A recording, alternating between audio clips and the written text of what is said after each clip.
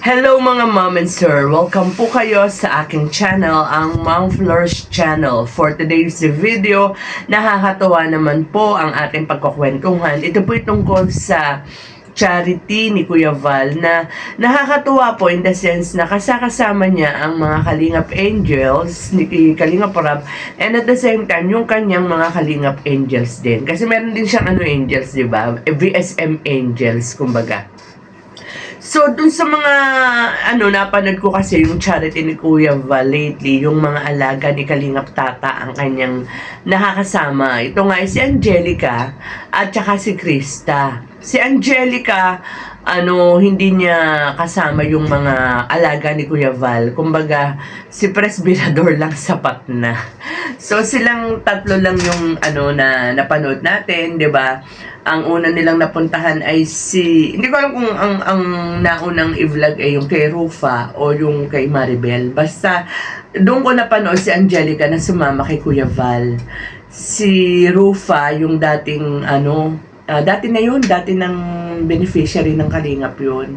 And it's good na nababalikan ni Kuya Val yung mga dati niyang mga natutulungan, at the same time nabibisita yung bahay, di ba?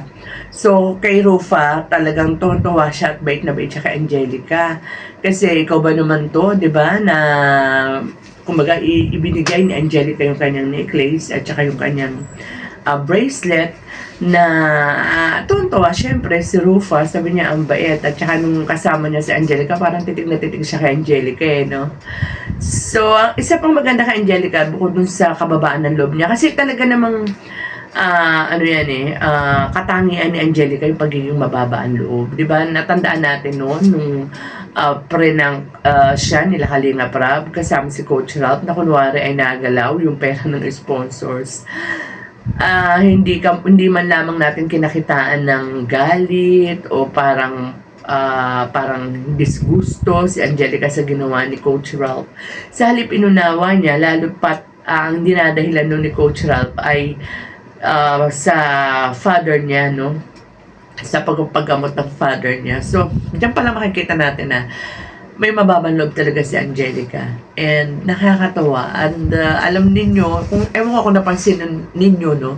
Habang ikinakabit ni Angelica yung bracelet, nakatitig sa kanya si Kuya Val, na nakangiti. Siguro, di ba? Parang nakaka-proud itong angel na ito, Kalingap Angel na ito ni Rab. Napakabait. So, at maganda rin kay Angelica, hindi siya nauubusan ng sasabihin, hindi siya, parang kung ikaw ay isang beneficiary, parang hindi ka mangingimi, hindi ka mahihiya, kasi siya yung parang nagsasalita, nagtatanong siya, parang may tawag dun parang ang gusto mangyari ni Angelica, yung ma-feel mo na maging komportable ka sa kanya.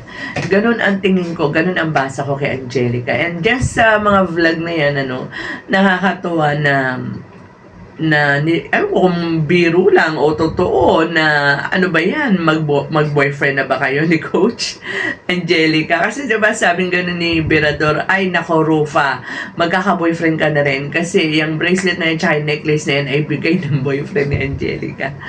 So nakakatawa naman, and sana palagi pag may time si Angelica, sana lagi siyang maisama ni Kuya Val. And dun kay Maribel nga may mayroong parang parinig si Angelica kay Coach Sabi niya, 'di ba, kasi napapag-usapan yung malapit na kasal ni Maribel at doon sa kanyang partner.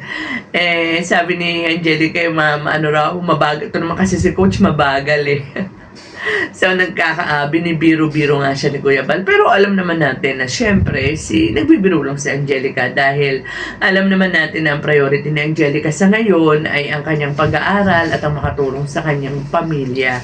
Kasi andyan naman lagi si Coach, 'di ba? Kung ano man ang relasyon meron sila, sa ngayon, alam natin maganda yon. Sa kabilang banda naman kay Krista, ganun din, parang katulad ni Angelica na never a dull moment din with Krista. Alam mo si Krista at si Angelica, kasi sanay tayo, di ba, na napapanood sila sa meron ka love team, di ba? Si Krista kumakanta, si Angelica yan umaarte, di ba? Best actress na sila, di ba? So, nakakatawa rin na ito palang dalawang to, ay magaling din palang mag-interview. Tulad nga na sinabi ko kanina, never a dull moment, tapos pinapa-feel talaga nila na komportable, okay, mahiya sa amin, magiging komportable kayo sa amin. And maganda rito kay Krista, kasama niya, may kasama siyang mga kaidaran niya. Ito nga yung mga angels naman ni Kuya Val, si Joy madalas na rin nakakasama ni Kuya Val yan sa mga charity, at saka si Jezabel na tuloy parang lalong masaya, 'di ba? Lalong nagiging masaya. Diyan din may na na nadulas-dulas si Angelica, 'di ba? Anong sabi niya kay Joy? Han daw ang kanya. Di may sinabi si Joy, nakalimutan ko lang, basta sabi ni Krista is han daw ang kanya. Na alam naman natin kung sino yung tinutukoy niya. But yan sa galing ni Angelica at saka ni Krista sa pagbablog, naku, kailangan pa ba si Coach Ralph dyan at saka si McCoy? What? Kailangan pa ba nila ng collab team? Mukhang kaya nilang mag-solong di ba? O hindi, biro lang po. Siyempre, iba pa rin po. Kung may inspirasyon at siya naman ay, siyempre, kung may Angelica, dapat nandiyan si Coach Ralph, ang Rajel.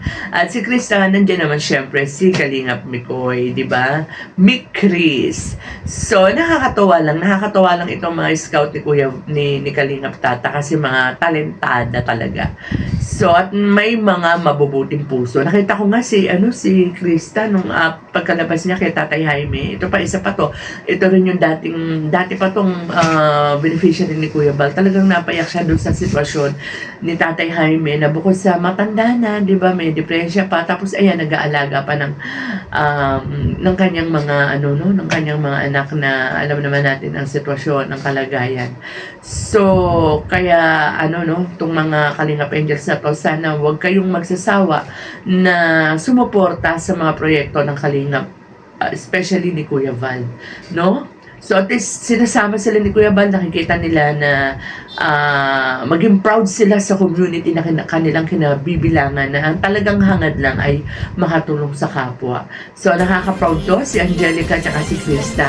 So with that, mga Kalingap, hanggang dito na lang po muna ang ating kwentuhan. Mag-iingat po tayong lahat, and God bless. Ang pagtulong nyo ay inspirasyon sa lahat ng henerasyon.